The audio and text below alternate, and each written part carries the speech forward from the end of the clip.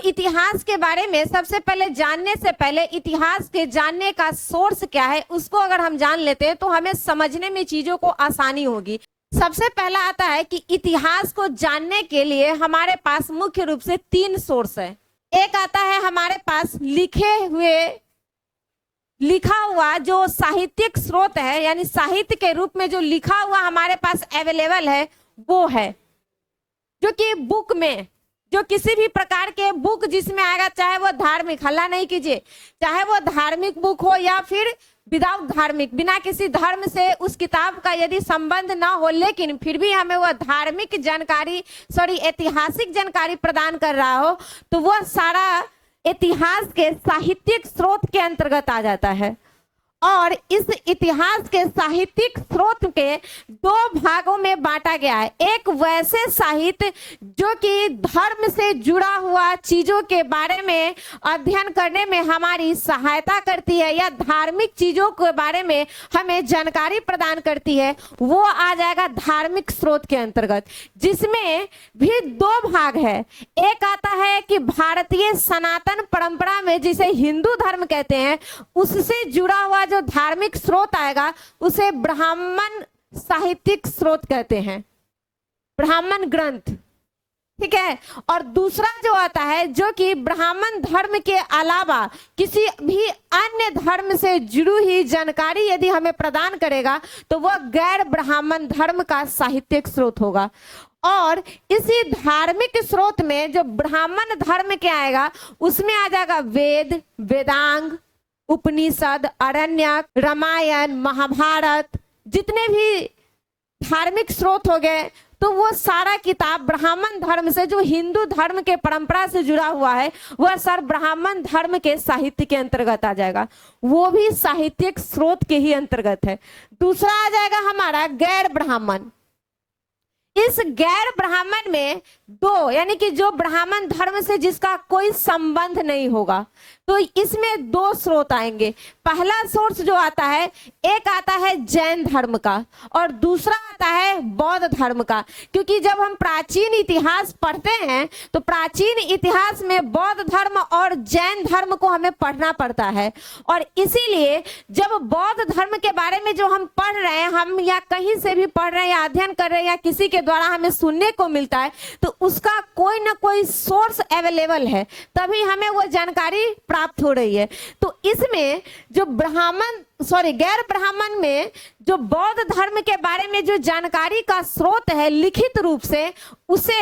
हम कहेंगे ब्राह्मण साहित्य, बौद्धिक साहित्य, यानी बौद्ध धर्म के साहित्य। उसके बाद अगर आता है दूसरा जैन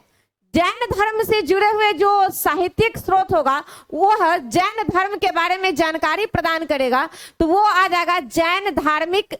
साहित्यिक स्रोत। तो ये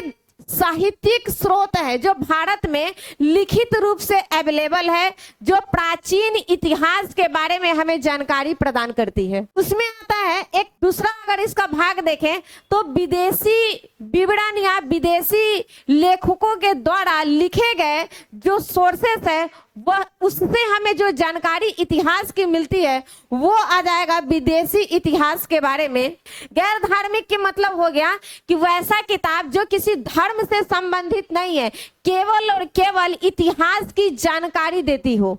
जिसमें अगर आप देखें तो अर्थशास्त्र जो चाणक्य के द्वारा लिखा गया है, और ऐसा कई सारे जीवनी है जो कि लेखकों के द्वारा या कुछ राजाओं के द्वारा, दरबारियों के द्वारा लिखा गया है, जो दरबारी थे उसके द्वारा, तो वो भी सोर्सेस आएगा। वह सारा सोर्स हमें जो जानकारी इतिहास का देगा वो आ जाएगा हमारा गैर धार्मिक में, जिसे लौकिक पुस्तक भी कहते हैं, मतलब धर्म से जुड़ा हुआ नहीं है वो।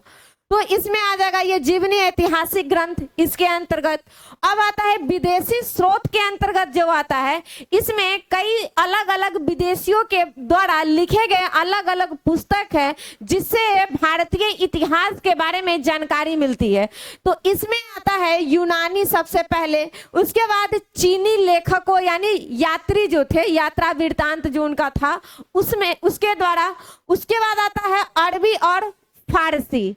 तो ये सारे अलग अलग देशों से आने वाले जो लोग थे भारत के बारे में आए, तो भारत के जो उस समय की सामाजिक व्यवस्था, राजनीतिक व्यवस्था या जो भी था, उन्हें जो लगा उस समय जो वो लिखे अपने किताब में, अपने यात्रा वृत्तांत में, वह भी भारत के इतिहास के बारे में जानकारी प्रदान करता है। तो ये एक सोर्स रहा। तीसरा सोर्स आ जाता है जो कि उत्खनन के द्वारा, यदि हम किसी स्थान पर जाते हैं और खनन वगैरह होता है और उससे हमें किसी भी प्रकार के अवशेष प्राप्त होते हैं, तो वह पुरातात्विक स्रोत के अंतर्गत आता है, जिसमें अभिलेख हो जाएगा, सिक्का हो जाएगा, मृद भांड हो जाएगा, अलग अलग कोई वस्तु हो जाएगा, उस प्रकार के मूर्ति हो जाएगी। मृद भांड का मतलब होता है एक प्रकार का बर्तन, जो कि उस समय अलग अलग आया, जब सिंधु घाटी सभ्यता, वैदिक सभ्यता, ये सब अलग, तो ये मृद भांड आ जाएगा, सिक्का, अन्य और सारे जितने भी अवशेष है, मूर्ति वगैरह, वो सब इसी पुरातात्विक स्रोत के अंतर्गत आएगा। और यह सारे सोर्स मिल करके भारतीय इतिहास के बारे में जानकारी देता है। मेगास्थनीज यूनान के थे जो यहाँ आते हैं और इन्होंने यहाँ आकर इंडिका नामक पुस्तक लिखा, जो भारत के प्राचीन इतिहास के मौर्य काल के बारे में जानकारी देता है। वो भी तो एक तरह का इतिहास का ही स्रोत है, तो वो हो जाएगा। फिर चीनी यात्री, जिसमें फाहियान, हेनसांग, इसके बारे में जानकारी आता है कि इन्होंने भारत के क्षेत्रों में आया, तो भारत के क्षेत्रों में अध्ययन किए, फिर यहाँ पढ़ाए और भारतीय जो उस समय का राज व्यवस्था है उसके बारे में वर्णन किया है अपने यात्रा वृत्तांत में, तो ये आ जाएगा। फिर अरबी और फारसी में अलबरूनी वगैरह जो है, जियाउद्दीन बर्नी, ये सब के बारे में आ जाएगा, जो कि इस समय, उस समय के यानी मध्यकाल के समय में जब दिल्ली सल्तनत का शासन आएगा, तो उस समय के बारे में इन्होंने बताया, तो वो इसके अंतर्गत आकर के हम पढ़ेंगे।